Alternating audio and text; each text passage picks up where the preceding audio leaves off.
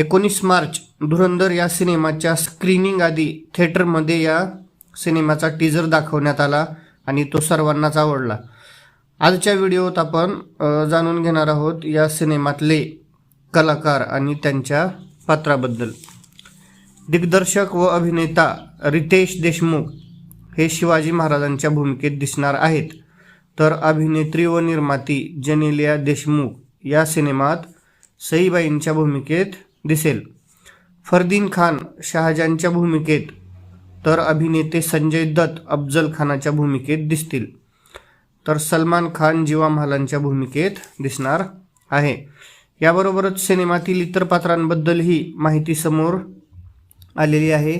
ज्येष्ठ अभिनेत्री भाग्यश्री या माँसाहेब जिजाऊंची भूमिका साकारणार आहेत, तर महेश मांजरेकर हे जिजाबाईंचे वडील म्हणजेच लखोजीराजे जाधव यांच्या भूमिकेत दिसतील।